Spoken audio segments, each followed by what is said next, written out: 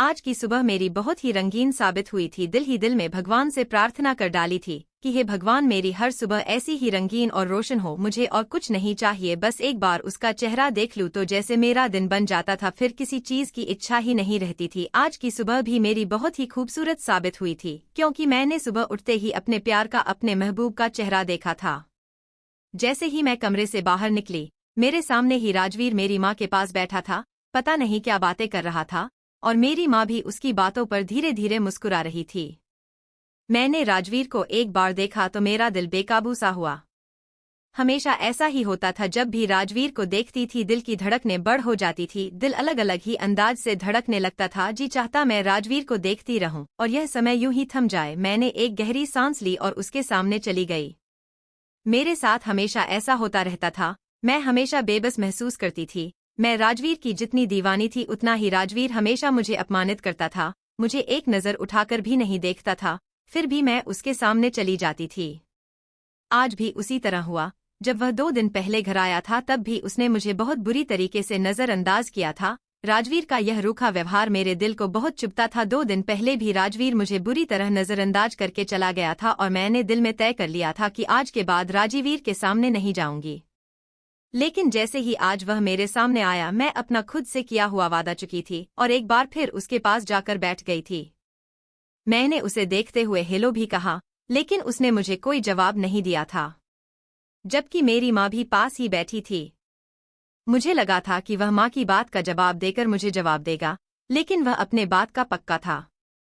उसने मुझसे बात करना तो दूर, मेरी तरफ निगाह उठाकर भी नहीं देखा था। राजवीर की बेरुखी पर आज मेरा दिल फिर से चाह रहा था कि मैं फूट फूट कर रोऊं। अपने महबूब की नज़रअंदाजी इंसान को कैसे मारती है, यह दर्द सिर्फ मैं ही महसूस कर सकती थी। दिल को बार बार समझाती थी कि राजवीर से मोहब्बत मत कर, लेकिन दिल भी जिद्दी था। राजवीर के ही सपने सजाता था।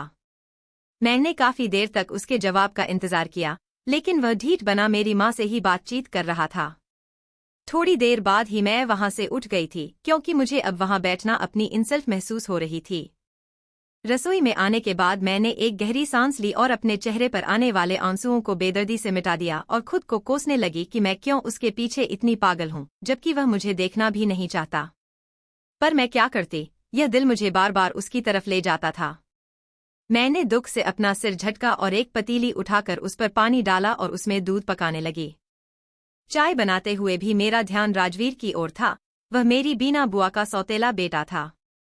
बीना बुआ के पति ने बीना बुआ से पहले ही एक औरत से शादी कर रखी थी, और उसका पहले से ही एक बच्चा था। जब बीना बुआ के पति ने राजवीर की मां से शादी की, उस समय राजवीर सिर्फ 4 साल का था। राजवीर के पापा की मौत एक रोड एक्सीडेंट में हुई थी, और उसकी मां ने दूसरी शादी कर ली थी। वो राजवीर को भी अपने साथ लेकर आई थी। बीना बुआ के पति ने राजवीर को सच्चे दिल से अपना लिया था और सगे बाप का प्यार दिया था, लेकिन राजवीर की मां भी ज्यादा दिनों जिंदा ना रह सकी। उन्हें एक लाइलाज बीमारी ने घेर लिया। बहुत इलाज करवाने के बाद भी उनकी जिंदगी बच ना सकी। यूं राजवीर का हाथ अपने पति के हाथ में देते हुए उनसे वादा लिया था कि हमेशा राजवीर का ध्यान रखना, और उस समय बीना बुआ के पति ने भी वादा किया था कि वह राजवीर का हमेशा ध्यान रखेंगे। और यूं जब बीना बुआ से उनकी शादी की बात हुई, तो उन्होंने पहले ही यह बात तय कर ली थी कि मेरे बेटे राजवीर को भी सगी माँ का प्यार देना और उसे सच्चे दिल से अपना लेना। भले ही राजवीर मेरा अपना खून नहीं है, लेकिन मैंने उसे अपना सगा बेटा ही माना है। बीना बुआ के लिए जो रिश्ता आया था हर तरह से ठीक था। खाते पीते घर आने से था, बस यहीं पर आकर बात अटक गई थी कि उनका पहले से एक बच्चा है। लेकिन दादी ने फैसले पर हाँ की मोहर लगा दी, क्योंकि सिवाय बच्चे के अलावा लड़के में कोई कमी नहीं थी। यूं बीना बुआ की शादी कर दी गई थी। इस तरह बचपन से ही राजवीर का हमारे घर में आना जाना था। पहले मेरी दादी के पास आता था, उनके साथ उठता बैठता था, उनका बेहद ख्याल भी रखता था, और मैं बचपन से ही उससे बेहद प्यार करने लगी थी। क्योंकि जिस तरह वह मेरी दादी का ख्याल रखता था, मैं समझती थी राजवीर एक बेहद ख्याल रखने वाला प्यारा इंसान है। लेकिन मुझे नहीं पता था कि राजवीर एक प्यारा इंसान नहीं, बल्कि बेहद जिद्दी स्वभाव का मालिक है। मैं दिल ही दिल में उसे बेहद पसंद करती थी। मेरा प्यार लेकिन एक तरफा था। उसके जिद्दी स्वभाव के कारण मैं आज तक अपने प्यार का इजहार उसके सामने कर ही नहीं पाई थी।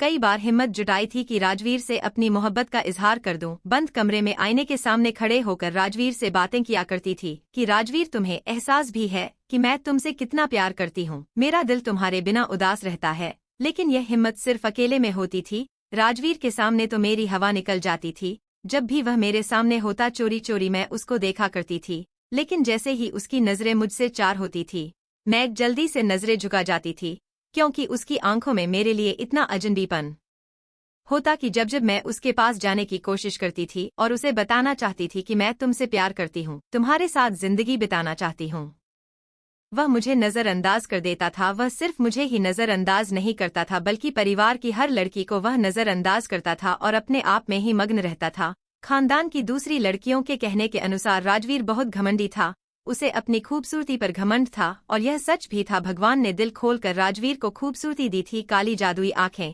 जिसमें इंसान डूब जाए तो उभर ही ना पाए, काले घने बाल, गोरे मुखड़े पर हमेशा हल्की शेव रखता था, ऊपर से उसका लापरवाह अंदाज हर लड़की के दिल पर छुरिया चला जाता था।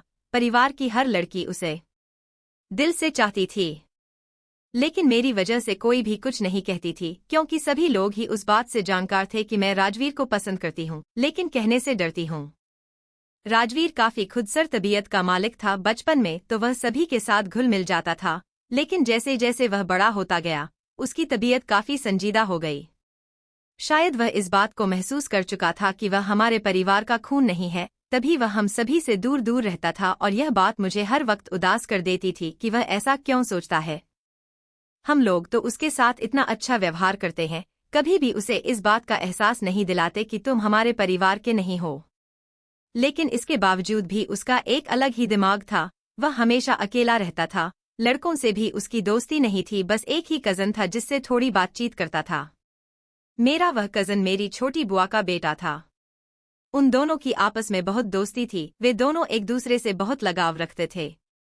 अक्सर मैं अपनी बुआ के छोटे बेटे से राजवीर की खैर-खबर पूछ लेती थी, जबकि वह मुझे देखकर शरारती अंदाज में कहता था कि तुम्हें इससे कोई मतलब नहीं है, तुम उससे दूर ही रहो। वह अकेले जिंदगी बिताने वाला था। उसने कहा था कि वह शादी नहीं करेगा, लेकिन मैं हमेशा उसे डांट देती थी क्योंकि वह मुझसे छोटा था, लेकिन हमेशा उसकी बातें मुझे डरा देती थी क्योंकि वह राजवीर के वास्तविक दिल के बहुत करीब था। चाय उबलकर पूरे चूल्हे को गंदा कर चुकी थी और मैं अपनी ही सोचों में गुम थी। मुझे तो तब होश आया जब मेरी माँ ने मुझे आवाज दी थी कि शिवांगी क्या कर रही है, सारी चाय पैन से बाहर है और अब तो शायद पैन भी जलने की कगार पर है। मैं एकदम से चौंकी थी और जल्दी से चूल्हा बंद किया था। आज का दिन मेरे लिए काफी बुरा साबित हुआ था। मेरा पूरा दिन उदास गुजरा था। मेरी मम्मी ने भी एक दो बार मुझसे इस बारे में पूछा था, शिवांगी सब ठीक है, फिर तुम इतनी उदास क्यों हो? सुबह तो तुम ठीक थी, अब तुम्हें क्या हो गया है? लेकिन मैं अपनी मम्मी को क्या बताती कि मेरे दिल पर आज क्या बीत रही है। मेरे पास कोई जवाब नहीं था, इसीलिए मैंने खामोशी में ही भलाई जानी और घर का काम करने लगी। मैं काफी सुघड़ लड़की थी, पूरे घर को मैंने ही संभाला था। मेरी मम्मी ने मुझे सब चीजें सिखाई थी, खाना पकाने से लेकर सफाई करने तक, कपड़े भी पूरे घर के अपने हाथों से ही धोती थी। हमारा घर कोई इतना बड़ा नहीं था, लेकिन अपना था। हम सब बहुत खुशहाल जिंदगी अपने घर में गुजार रहे थे, लेकिन कहते हैं ना कि कभी कभी आपकी खुशियों को आपकी ही नजर लग जाती है। ऐसा ही हाल मेरे साथ भी हुआ था। मुझे मेरी ही नजर खा गई थी। वक्त अपनी रफ्तार के साथ गुजरता चला गया था और एक दिन मेरे पापा मेरी मम्मी के पास बैठकर मेरी शादी का जिक्र छेड़ चुके थे। पापा कहने लगे, शिवांगी अपनी पढ़ाई से फ्री हो गई है, अब हमें उसकी शादी कर देनी चाहिए। लड़कियों की शादी की यही उम्र ठीक रहती है, अगर उम्र ज्यादा हो जाए तो अच्छे रिश्ते नहीं मिलते। मैं बरामदे में ही झाड़ू लगा रही थी। हमारा परिवार इतना ज्यादा बोल्ड नहीं था। पापा के मुंह से अपनी शादी का जिक्र सुनकर मैं झिझक सी गई थी और अपनी झाड़ू वगैरह एक तरफ को रख कर कमरे के अंदर चली गई थी। मेरा दिल एक बार फिर बेसाख्ता धड़कने लगा था। मेरी दादी अक्सर बचपन में मुझसे एक बात कहती थी, तेरी शादी तो मैं अपने राजवीर से ही कराऊंगी, तू उसकी ही दुल्हन बनेगी, मुझे राजवीर बहुत पसंद है। दादी की बातों को याद करके मेरे चेहरे पर एक खूबसूरत मुस्कान आ गई थी, यानी मेरी शादी अब राजवीर से होने वाली थी। यह ख्याल ही मेरे लिए बहुत खुश कर देने वाला था। मेरे सोचने के बिल्कुल ठीक अनुसार मेरे रिश्ते की बात मेरे पापा ने अगले दिन ही बीना बुआ से कर दी थी। मेरी दादी बचपन में ही मेरा रिश्ता राजवीर से तय कर चुकी थी। इस बात के बारे में सब बड़े जानते थे सिवाय मेरे और राजवीर के। मुझे यह तो पता था कि मेरी दादी चाहती है मैं राजवीर की दुल्हन बनूं, लेकिन मुझे यह नहीं पता था उन्होंने सब बड़ों के बीच में मेरा और राजवीर का रिश्ता तय कर दिया था। और जब ये बात मुझ पर खुली तो मैं बहुत हैरान रह गई थी कुदरत के इस फैसले पर कि उसने मेरी दुआएं कबूल कर ली थीं। मेरा दिल चाह रहा था कि मैं अपनी खुशियां सबके साथ बांटूं। मेरे कदम जमीन पर ही नहीं रुक रहे थे, ऐसा लग रहा था जैसे मैं हवाओं में हूं। सभी खानदान की लड़कियां मुझे चिढ़ भरी नजरों से देख रही थी। मुझे तो खुद समझ नहीं आ रहा था कि ये कुदरत ने मेरे साथ क्या क्या किया है, क्योंकि मुझे तो कभी उम्मीद ही नहीं थी कि राजवीर की और मेरी शादी हो जाएगी। राजवीर तो मेरी एक तरफा मोहब्बत था, कभी सपनों में भी नहीं सोचा था क्यों राजवीर से मेरी शादी तय हो जाएगी। मेरी बुआ भी तुरंत ही मान गई थी। उनके लिए मैं हमेशा ही स्पेशल रही थी, वो मुझसे बहुत प्यार करती थीं। दादी के फैसले की वजह से सभी बड़ों ने सिर झुका दिया था, लेकिन कोई भी इस बात से जानकार नहीं था कि राजवीर का रिएक्शन क्या होगा। जब यह बात बीना बुआ ने राजवीर को बताई थी, तो अगली सुबह ही राजवीर हमारे घर में हाजिर था और आते ही उसने मुझे आवाज देना शुरू कर दी थी। शिवांगी, शिवांगी, सामने आओ। मेरी माँ जो बरामदे में ही बैठी हुई थी, काफी हैरान हुई थी क्योंकि राजवीर ने आज तक ऐसा कभी नहीं किया था। उसने पहली बार मुझे मेरे नाम से पुकारा था। मेरे लिए तो यह एहसास ही काफी था। मैं जैसे ही मुस्कुराती हुई कमरे से बाहर आई, तो उसने अचानक ही मेरा बाजू अपनी हाथों में थामा था और मेरी आंखों में देखते हुए गुर्राया था, तुम्हें समझ नहीं आता कि मैं तुम्हें क्यों नजरअंदाज करता था। तुम छोटी बच्ची हो जो इस रिश्ते के लिए मान गई। कभी तुम्हें नजर भरकर नहीं देखा, कभी तुम्हें अहमियत नहीं दी, कभी तुमसे बात नहीं की, हमेशा तुम्हें इग्नोर किया है। और इन सब बातों का साफ मतलब है कि मैं तुम्हें पसंद नहीं करता। तुम्हें देखकर मेरे दिल में अजीब से जज्बात उभरते हैं, जिन्हें सिर्फ और सिर्फ नफरत के जज्बात कह सकता हूँ, मोहब्बत के नहीं। मैं राजवीर खुराना और तुमसे शादी कभी कर ही नहीं सकता। अपनी शक्ल देखी है तुमने कभी आईने में? तुम मेरी होने वाली पत्नी की कसौटी पर बिल्कुल भी खरी नहीं उतरती हो। बेवजह मुझे देख देख कर मुस्कुराती हो। तुम्हें देखकर मुझे गुस्से के मारे कुछ होने लगता था। और अब तुम्हारे पापा ने हद ही कर दी है मुझसे। राजवीर खुराना से वह तुम जैसी से शादी करवाना चाहते हैं।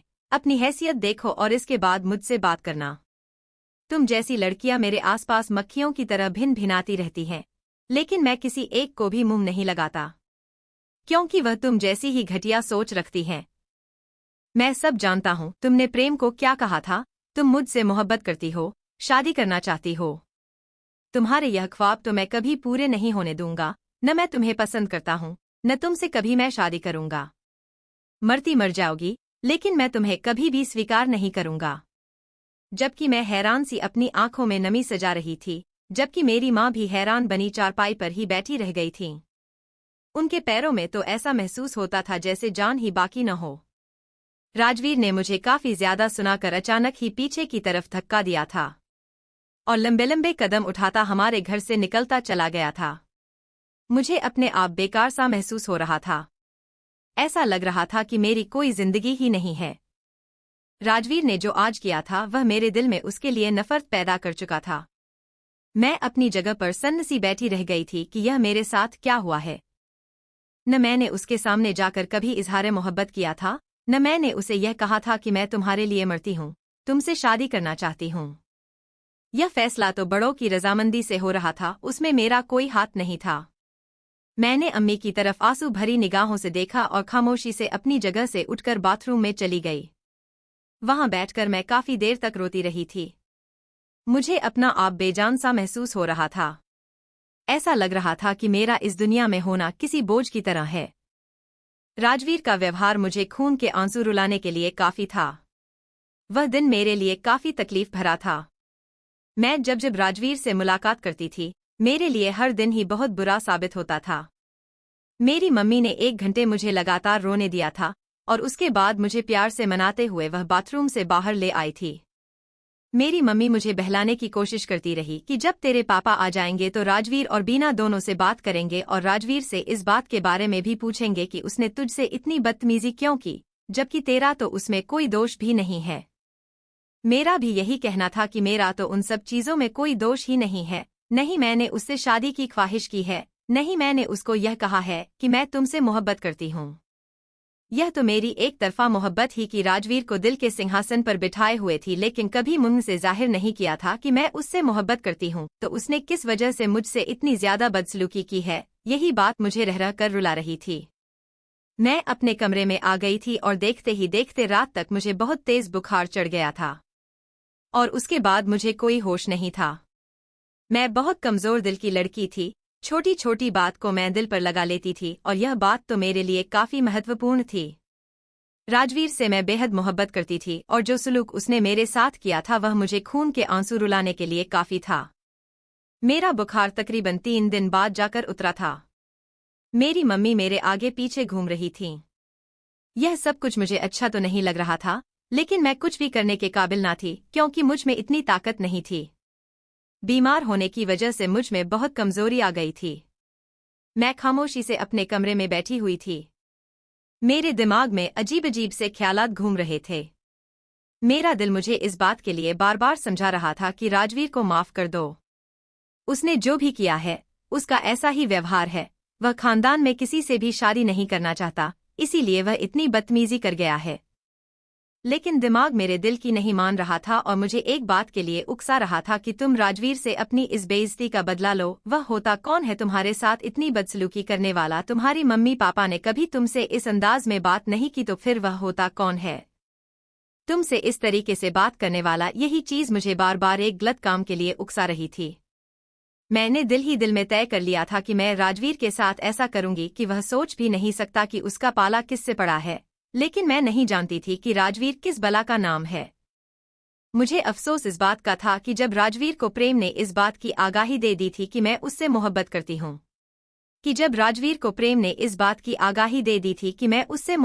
हूँ तो उसने मुझसे इतनी बदसलूकी क्यों की? उसने मेरी बेइज्जती मेरी मम्मी के सामने कर दी थी। उसे इतना एहसास नहीं हुआ कि एक मोहब्बत करने वाले के दिल पर उसके मोहब्बत का ऐसा रवैया कितना बुरा असर करता है। मैंने सोच लिया था कि जिस तरह से मोहब्बत में हमेशा से मैं तड़पती आई हूँ, अब राजवीर तड़पेगा। लेकिन इन सब चीजों के लिए मुझे कुछ ऐसा करना था कि राजवीर को किसी लड़की से मोहब्बत हो जाती और वह लड़की उसे कभी भी नहीं मिलती। इन सब चीजों को सोचकर मैंने अपने दिमाग में एक प्लान तैयार की थी कि मैं राजवीर को एक रॉन्ग नंबर से खुद से मोहब्बत करने पर मजबूर कर दूंगी। जब वह मेरी मोहब्बत में पूरी तरह डूब जाएगा तब मैं उसके प्यार को ठुकरा दूंगी। तब उसे एहसास होगा ठुकराए जाने का क्या दर्द होता है। मेरे पापा ने कुछ महीने पहले ही मुझे एक मोबाइल फोन ला कर दिया था जिसका नंबर सिर्फ और सिर्फ मेरी मम्मी पापा और बुआ के मोबाइल फोन में था और ज्यादातर मेरी कुछ कजन के पास था। इसके अलावा यह नंबर किसी के पास भी मौजूद नहीं था। इसीलिए मैं राजवीर को इस नंबर से मैसेज करने वाली थी, लेकिन मेरे दिमाग में अचानक ही यह ख्याल आया कहीं राजवीर को पता चल गया कि यह नंबर मेरा है तो एक और मुसीबत मेरे गले पड़ जाएगी। इसीलिए मुझे कुछ ऐसा करना था जिससे राजवीर को इस बात के बारे में पता न चलता कि यह मेरा नंबर है और न कभी वह मुझ पर शक करता। इसीलिए मैं खामोशी से अपनी जगह से उठी और घर से मम्मी को सहेली के घर जाने का बोलकर बाहर निकल आई। मैं घर से थोड़ी दूर एक मोबाइल की दुकान पर गई थी और वहां से एक सिम कार्ड लिया था। इसका नंबर अब किसी के पास भी नहीं था। मैं आराम से राजवीर से इस नंबर पर बात कर सकती थी। मैं भी सहेली के घर नहीं गई थी, बल्कि वह सिम कार्ड लेकर घर आई थी। मेरी मम्मी ने मुझे देखते ही हैरत का इजहार किया और कहने लगी, शिवांगी, तू तो जब भी जाती है बड़ी देर से वापस आती है, आज इतनी जल्दी कैसे आ गई? मैंने अम्मी को एक नज़र देखा और उनको यह बहाना बनाते हुए कमरे के अंदर चली गई कि मैं जिस दोस्त के घर गई थी वह लोग पहले ही कहीं और गए हुए थे, इसीलिए मैंने कहीं और जाना सही ही नहीं समझा और सीधा घर आ गई। कमरे में आते ही मैंने फौरन उस सिम को अपने मोबाइल फोन में लगाया था और राजवीर के नंबर पर मैसेज किया था और उसका हालचाल पूछा था। मेरे मैसेज करने की देर थी कि 10 मिनट बाद ही रिप्लाई आ गया, आप कौन हैं और आपको मेरा नंबर कहाँ से मिला है? वह मैसेज पर भी काफी अहंकार में था। मैं हर चीज को राज रखना चाहती थी ताकि वह मुझ में दिलचस्पी पैदा करे और अधिक सवाल पूछता जाए। अगर मैं उसे पहले ही दफा में सभी चीजें बता देती तो वह मुझसे बेजार हो जाता और दोबारा कभी भी संबंध नहीं रखता। इसीलिए मेरे रिप्लाई में मैंने उसे अपना नाम या इसको यह नहीं बताया था कि तुम्हारा नंबर कहाँ से मिला है, बल्कि मैं उसे अपनी तरफ इमोशनली ब्लैकमेल करना चाहती थी। मैंने उसे ये सब बताने के बजाय एक इमोशनल मैसेज किया था कि मैं बहुत अकेली हूँ, मेरा कोई दोस्त नहीं है, मेरे आसपास भी कोई मौजूद नहीं है। मेरी मम्मी भी मुझे बहुत जल्द ही इस दुनिया में अकेले छोड़कर चली गई हैं।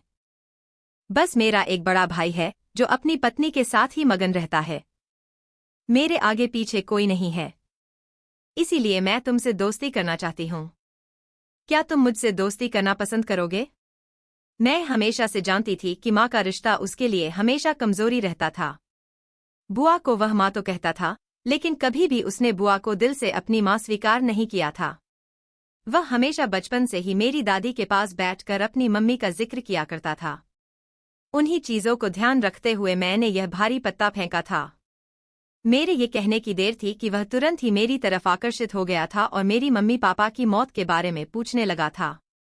मैंने एक झूठी कहानी गढ़ते हुए उसे यह बताया था कि मेरी मम्मी पापा मौत एक कार हादसे में हो गई थी।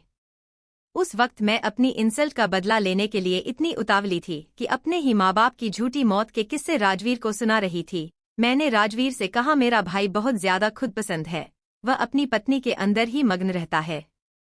मेरी तरफ तो वह देखना भी गवारा नहीं करता। कभी मैं उसके पास बैठ जाती हूँ तो वह मुझे झिड़क देता है। मेरी भाभी भी अपने आप में ही मग्न रहती हैं। घर का सारा काम वह मुझसे करवाती हैं। मुझे वह बिल्कुल पसंद नहीं है। वह अपने एक पागल भाई से मेरी शादी करवाना चाहती है, लेकिन वह तो भगवान का लाख लाख धन्यवाद है। मेरे भाई की हमेशा ही गैरत जाग जाती है और वह मेरी भाभी को मना कर देता है कि नहीं, रागिनी मेरी बहन है, मैं उसकी शादी कभी भी किसी पागल व्यक्ति से नहीं करवाऊंगा। मेरा नाम सुनते ही उसने बेसुरत मेरे नाम की तारीफ की थी और कहने लगा कि मुझे बहुत अफसोस हुआ है तुम्हारी कहानी को सुनकर, तुम्हारा नाम बेहद खूबसूरत है।